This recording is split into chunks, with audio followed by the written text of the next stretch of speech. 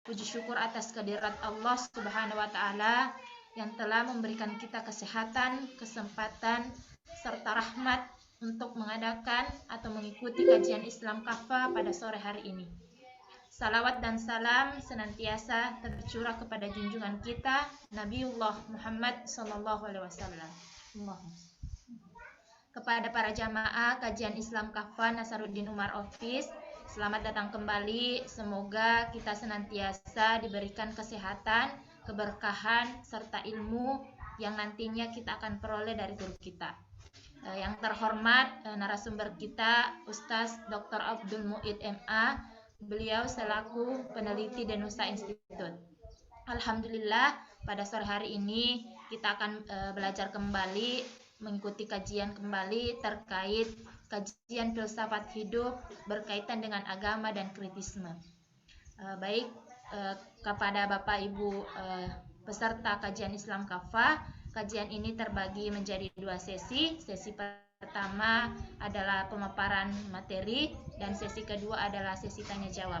Kepada Bapak Ibu yang ingin bertanya, boleh menuliskan pertanyaan via kolom chat ataupun menekan icon raise hand. Baik, untuk mempersingkat waktu, marilah kita dengarkan pemaparan dari guru kita. Dengan hormat, disilahkan. Terima kasih, Ustazah Susan. Assalamualaikum warahmatullahi wabarakatuh. Alhamdulillahirrahmanirrahim. Wabihi nasta'inu ala umuri dunya waddin. Wassalatu wassalamu ala asyrafil mursalin wa ala alihi wa sahbihi ajma'in. Amma ba'du. Segala puji hanya bagi Allah Subhanahu wa taala atas limpahan karunia dan rahmatnya.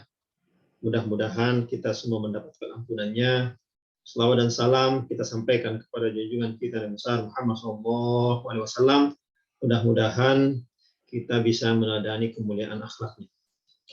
Alhamdulillah ketemu lagi di program kajian Islam Kafah Nasaruddin Umar Office, dan kali ini kita akan berbicara tentang agama dan kritisisme atau sikap kritis. Ya. Pertama kita lihat bahwa nalar kritis atau cara berpikir kritis atau sikap kritis ya terhadap agama itu menurut saya ada 2 macam. Yang pertama adalah nalar kritis terhadap agama yang biasanya dilakukan ya, oleh penganut agama sendiri.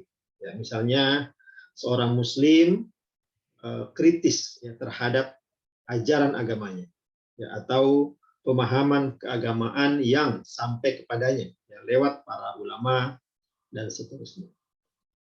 Jadi saya pikir perlu ditekankan di sini, yang dimaksud ajaran agama di sini adalah pemikiran ya para ulama atau pemikiran siapapun yang sampai kepada kita. Ya, itu kemudian ada orang-orang tertentu di dalam agama atau penganut agama itu sendiri yang kemudian bersikap kritis ya, terhadap apa yang sampai kepada mereka. Dan itu terjadi pada semua agama, bukan hanya agama Islam.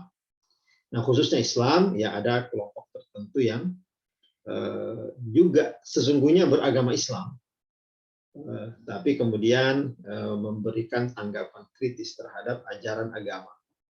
Yang biasanya sikap kritis itu kemudian melahirkan pemikiran berbeda ya dari yang sebelumnya sudah ada. Bisa juga pemikiran yang sama, tapi bisa juga berbeda. Tetapi sebagai catatan bahwa mereka ini tidak bermaksud keluar dari agama. Jadi misalnya seorang Muslim yang mencoba mengkritisi ajaran Islam atau bukan ajaran Islam ya, atau pemikiran tentang keislaman yang sampai kepada mereka lewat para ulama ataupun para pemikir, tidak bermaksud ya, mereka ini tidak bermaksud untuk keluar dari ajaran Islam atau keluar dari agama Islam. Jadi mereka tetap Islam. Itu yang pertama. Yang kedua adalah nalar kritis atau sikap kritis orang-orang tertentu ya, terhadap agama secara umum atau secara khusus kepada konsep ketuhanan. Secara umum konsep ketuhanan secara umum ya. Seluruh agama yang biasanya dilakukan oleh orang yang tidak mengakui konsep ketuhanan itu. Jadi tidak mengakui konsep ketuhanan. Nah, kalau dia tidak mengakui konsep ketuhanan itu, berarti secara umum ya konsep ketuhanan dia tolak. Maka itu berarti dia berada di luar agama itu. Jadi di luar agama itu kemudian melancarkan kritik kepada konsep ketuhanan atau agama secara umum. Ya, mereka biasanya disebut ateis. Mereka tidak bertuhan. Berbeda misalnya, tapi memang definisi ateis ini sangat beragam ya. Tapi yang kita maksud di sini adalah mereka yang tidak bertuhan atau tidak mengakui konsep ketuhanan agama apapun. Saya pikir Ustadzah Susan itu tidak mengakui konsep ketuhanan, tetapi konsep ketuhanan agama lain. Ya pasti, ya, bagi agama lain ya kita tidak mengakui konsep ketuhanan mereka. Begitu pula mereka juga tidak mengakui konsep ketuhanan kita, versi kita tidak mengakui. Tetapi biasanya mereka tidak disebut ateis. Kenapa? Ya karena mereka sesungguhnya mengakui sebuah konsep ketuhanan walaupun tidak mengakui konsep ketuhanan yang lain. Misalnya kita mengakui konsep ketuhanan Islam, tapi menolak konsep ketuhanan agama lain seperti Kristen, misalnya Yahudi, Hindu, Buddha, dan macam-macam. Biasanya kita tidak disebut ateis. Begitu pula mereka yang menolak konsep ketuhanan Islam, tidak juga bisa disebut ateis. Karena itu secara umum berarti ada dua. Mereka yang mengkritisi konsep ketuhanan bisa dalam arti mereka memang menolak konsep ketuhanan agama apapun. Nah, yang seperti ini biasanya disebut ateis. Kemudian orang yang menolak konsep ketuhanan agama lain. Ya, mereka tidak disebut ateis, tetapi disebut kritis, iya, sama-sama kritis. Jadi ada dua sikap kritis. Pertama, penganut agama itu sendiri yang melancarkan sikap kritis terhadap pemikiran agama yang dianutnya, dengan harapan mungkin menghasilkan pemikiran keagamaan yang lebih baru atau lebih kontekstual dengan zaman. Ada juga yang kedua, kritik terhadap agama atau konsep ketuhanan yang dilakukan oleh orang yang memang tidak mengakui keseluruhan konsep ketuhanan.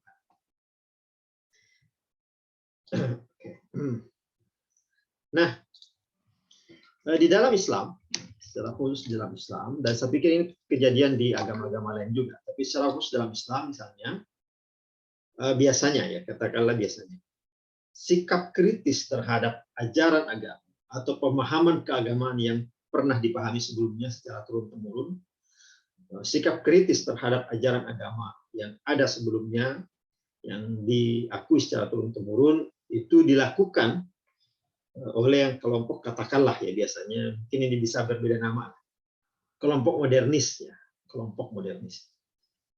Kenapa biasanya mereka disebut kaum modernis? Karena mereka ini, apa yang mereka lakukan? Yang mereka lakukan adalah mengkritisi beberapa bentuk pemahaman di dalam ajaran Islam yang menurut mereka perlu direvisi, perlu dilihat ulang. Apa yang perlu dilihat ulang? Ya kesimpulannya atau penafsirannya. Dengan cara apa? Dengan cara memahami ulang kesimpulan tersebut dan menempatkannya dalam konteks sejarah. Jadi misalnya ada sebuah pemahaman nih, ditempatkan dalam konteks sejarah pemahaman itu dulu hadir, kemudian dilihat apakah masih pas dengan konteks sejarah sekarang. Kalau tidak tepat, kemudian dia lakukanlah perubahan tertentu. Nah, ini boleh disebut kaum modernis. Nah, tetapi apakah sebelum mereka tidak ada orang yang seperti itu? Ya ada juga. Jauh sebelum masa modern, jauh sebelum kelompok modernis ini, bahkan pada abad pertengahan. Di kala abad pertengahan itu yang dimaksud adalah abad ketika peradaban Islam sangat maju, ya, dibanding peradaban lain. Pada zaman itu sudah banyak kalangan umat Islam yang melakukan sikap kritis terhadap pemikiran di dalam Islam. Bahkan ya, sikap kritis itu kemudian memicu perdebatan, memicu polemik. Kemudian si A misalnya melancarkan pemikiran tertentu, kemudian melahirkan buku misalnya, melahirkan kitab, melahirkan karya, kemudian ditanggapi oleh kelompok lain yang tidak sepakat dengan dia, bikin buku, bikin karya. Ya, yang terjadi adalah perkembangan peradaban Islam. Lahirlah peradaban Islam besar karena banyaknya buku, banyaknya polemik yang melahirkan banyak rujukan di dalam peradaban Islam. Ya, sehingga perdebatan itu sungguhnya justru melahirkan peradaban Islam, memperkaya peradaban Islam.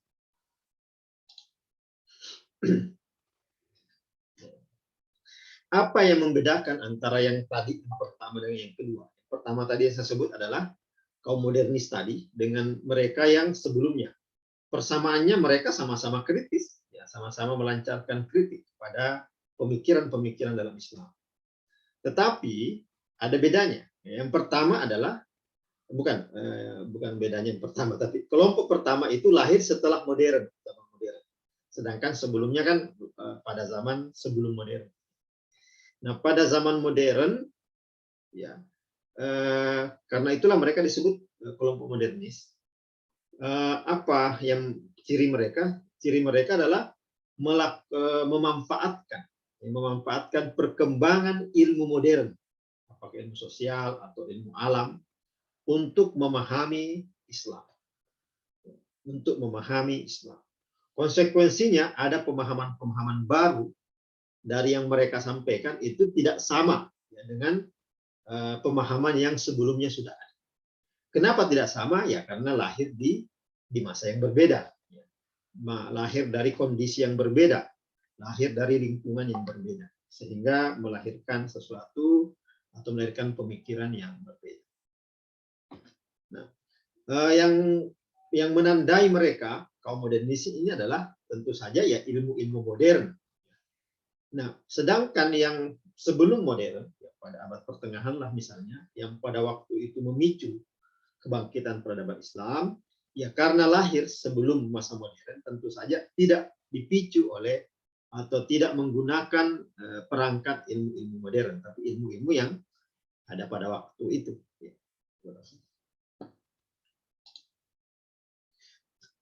Kenapa penting saya sebut kata modernitas di sini? Ini penting ya, karena kata kunci modernitas ini bisa memberi kita pemahaman yang berbeda. Mengapa saya katakan bisa memberikan pemahaman yang berbeda? Ya, karena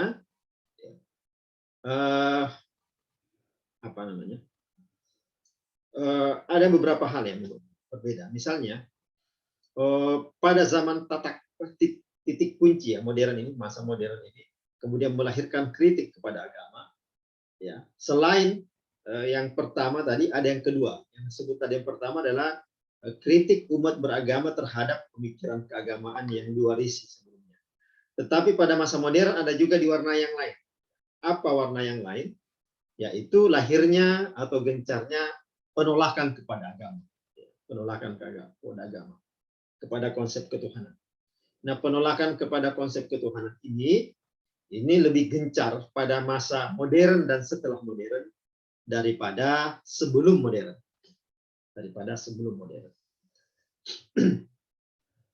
Nanti kita lihat kenapa demikian. Ada apa sesungguhnya. Karena itu bisa disebutkan bahwa pada masa setelah modern dua-duanya ada. Apa itu dua-duanya? Ya tadi umat Islam misalnya yang mengkritisi ajaran Islamnya sendiri tanpa bermaksud keluar dari ajaran Islam. Itu ada. Yang kedua yang ada adalah mereka memang yang tidak mengakui konsep ketuhanan ya, dan mengkritisi konsep ketuhanan. Yang tadi kita sebut ateisme. Yang ingin saya sampaikan adalah bahwa gerakan atau ateisme itu sendiri sebagai sebuah gelombang pemahaman itu mengalami pasang ya, setelah atau pas pada masa modern hingga sekarang. Sebelumnya itu tidak. Sebelumnya tidak. Kenapa disebut tidak? Ya memang ya mungkin ada satu dua sebagai individu-individu, tetapi sebagai sekelompok orang yang bergerak itu tidak.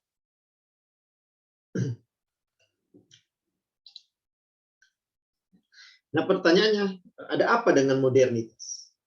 Kenapa pada masa modernitas itu ada gelombang pasang penolakan kepada konsep ketuhanan yang kita sebut tadi. Nah, ada beberapa jawaban, mungkin ya, tapi jawaban yang sempat saya baca itu adalah ada kecurigaan terhadap sains. Nah, apa sains modern itu sendiri? Jadi kecurigaan kepada sains modern. Mengapa sains modern dicurigai sebagai penyebab apa namanya ateisme itu mengalami gelombang pasang atau penolakan terhadap konsep ketuhanan itu mengalami gelombang pasang? Paling tidak begini, mungkin ya nanti kita bisa diskusikan.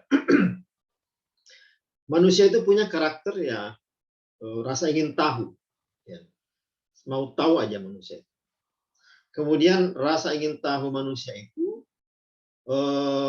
apa namanya berhasrat atau menginginkan jawaban yang tidak hanya satu. Jadi membutuhkan atau perlu jawaban-jawaban beragam, jawaban alternatif dari jawaban yang sudah ada. Nah, sains modern itu memberikan alternatif jawaban atau banyak jawaban untuk satu hal. Alternatif jawaban itu kemudian bisa dipilih oleh manusia, kira-kira mana yang lebih pas atau masuk akal atau lebih cocok dengan. Nah, di sisi lain, ya, di sisi selain sains itu, agama sendiri tidak memberi banyak jawaban untuk apa namanya, untuk pertanyaan yang muncul dari manusia. Umumnya, agama cenderung memberikan jawaban yang seragam untuk segala hal dari masa ke masa. Misalnya, agama itu misalnya bisa katakan seperti ini. Kenapa orang menjadi miskin? Misalnya, bilang ya itu takdir Allah, itu keinginan Allah. Dan itu berlangsung terus menerus dan jawaban itu jawaban satu jawaban yang berlangsung. Kenapa orang mengalami kaya? Misalnya, kok Abdul Nawawi kaya? Ya itu takdir. Itu adalah karena Allah menginginkan demikian. Tetapi kalau sains dia akan menawarkan berbagai jawaban. Ada kemiskinan struktural atau kekayaan struktural, ya macam-macam jawaban yang bisa diberikan sains. Nah, manusia cenderung kepada atau lebih suka kepada jawaban-jawaban yang beragam itu. Karena dengan banyaknya jawaban berarti ada alternatif yang bisa dipilih. Sedangkan agama tidak memberikan. Nah, barangkali yang bisa dikatakan jadikan kambing hitam dalam hal ini, atau mengapa sains dijadikan kambing hitam ya, dalam hal semakin menguatnya gelombang ateisme seperti itu. Nah, kalau itu berarti merujuk kepada kritisisme model kedua, yaitu kritisisme yang dilakukan oleh non-Muslim yang tidak beragama kepada agama. Tetapi sesungguhnya ada juga kritisisme setelah modern yang berbentuk yang pertama tadi, yaitu beragama tetapi mengkritisi ajaran agama, ya, dan juga memakai sains, yaitu karena kita tahu misalnya teks-teks suci seperti Al-Quran dan hadis itu kan tidak bisa berubah, bahkan ya nggak boleh berubah. Kalau berubah ya kita tidak bisa mengimani sesuatu yang masih berubah seperti kitab suci, hadis. Tetapi yang kemudian juga tidak berubah adalah penafsiran terhadap Al-Quran dan kitab suci dan hadis itu misalnya. Jadi pemahaman, penafsiran terhadap kitab suci dan hadis itu belakangan kemudian tidak berubah. Nah, apa masalahnya kalau dia tidak berubah? Dia kemudian terlambat mengantisipasi perkembangan zaman. Nah, keterlambatan penafsiran untuk mengikuti perkembangan zaman itu juga bisa memicu penolakan terhadap agama. Ya, kenapa? Karena agama menjadi tidak sesuai lagi dengan zaman. Jadi gelombang, kalau tadi yang satu gelombang pemicunya mungkin itu. Nah, yang saya pikir yang kedua ini mungkin yang ini, yaitu ketika penafsiran keagamaan itu terlambat merespon perkembangan zaman. Nah, karena itu yang perlu dilakukan oleh agama, ya, menurut saya, yaitu bukan hanya apa namanya, yang tadi yang pertama itu bukan hanya mencoba melawan, ya, melawan mereka yang ateis. Kalau melawan yang ateis itu dilakukan tidak hanya satu agama. Jadi seluruh agama bisa bareng-bareng, bisa apa namanya, bisa bekerja sama ya, untuk melawan ateisme. Kenapa? Karena ateisme adalah musuh bersama bagi agama. Tetapi ya untuk merevitalisasi ajaran agama itu sendiri, ya agama tidak bisa bekerja sama. Ya di agama masing-masing agama harus memperjuangkan revitalisasi ajaran agamanya sendiri. Ya karena yang paling paham ajaran agamanya sendiri ya penganut agama itu sendiri, ya bukan orang lain. Tetapi yang menjadi catatan ya bagi saya terakhir, ada dua sebelum terakhir ini. Yang pertama adalah bahwa kecenderungan agama ya untuk beberapa penganut agama yang saya maksud, penganut agama ya untuk bersikap ya tidak acuh terhadap hal ini, terhadap perkembangan zaman, terhadap kenyataan adanya gelombang kritik kepada agama. Yang saya maksud acuh tidak acuh itu mereka tidak memberikan jawaban alternatif, tapi mereka malah melakukan tindakan kekerasan bagi orang-orang seperti itu. Yang mereka melakukan tindakan kekerasan kepada yang berbeda paham dengan mereka walaupun dalam satu agama, dan juga melakukan tindakan kekerasan kepada mereka yang memang berbeda agama. Dan itu sesungguhnya ya tidak efektif ya, untuk membuat agama ini bertahan. Apalagi kalau mereka benar-benar melakukan tindakan kekerasan seperti pembunuhan dan seterusnya, itu tidak membantu berlanggengnya agama, tapi justru mempercepat agama ini semakin ditinggalkan oleh manusia atau generasi-generasi setelah kita.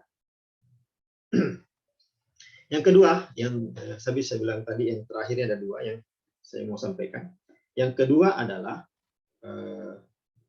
bahwa agama sedang, jadi kritik kepada agama ini sedang mengalami dua hal, yaitu yang saya maksud dua hal ini adalah yaitu cara pandang kepada agama. Ada dua cara pandang, ada dua hal cara pandang kepada agama yang sekarang sedang memperebutkan pengaruh masing-masing. Walaupun maksudnya sama-sama baik, tapi warnanya berbeda. Warna yang pertama adalah yang melihat agama ya sebagai apa namanya agama atau katakanlah kitab suci secara khusus, yaitu sebagai apa namanya alat ya, untuk memahami bagaimana alam raya ini bekerja. Jadi kitab suci dijadikan dianggap sebagai rujukan untuk menjelaskan bagaimana alam raya ini bekerja. Nah, biasanya gelombang seperti ini berusaha untuk merasionalisasi seluruh ajaran Islam.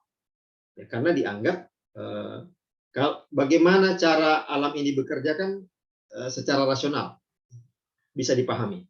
Nah, kitab suci berada di sisi lain di mana dianggap sebagai alat atau bisa dipakai sebagai cara untuk memahami alam raya ini bekerja. Apakah itu sosial, apakah benar-benar alam raya.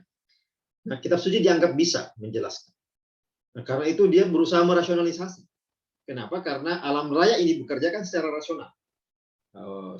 Kelompok sosial atau kita manusia hidup secara sosial ini kan bekerja secara rasional. Nah, kitab suci dianggap bisa menjelaskan itu. Karena itu pendekatan kepada kitab suci adalah berusaha merasionalisasi. Ini cara yang pertama, pendekatan pertama. Hal yang kedua yang dilakukan ya adalah bahwa agama tidak begitu, kitab suci tidak begitu. Jadi kitab suci bukan alat atau bukan cara untuk memahami bagaimana alam raya. Tetapi kitab suci adalah cara untuk mengambil makna atau mengambil makna, mengeruk makna dari mana? Dari peristiwa-peristiwa yang terjadi di alam raya.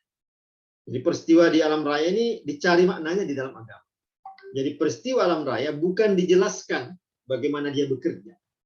Kenapa? Karena itu adalah kerja sains, tetapi agama memberi makna kepada peristiwa-peristiwa di alam raya ini. Nah, ini yang menjadi apa namanya dua warna sedang mewarnai bagaimana Islam.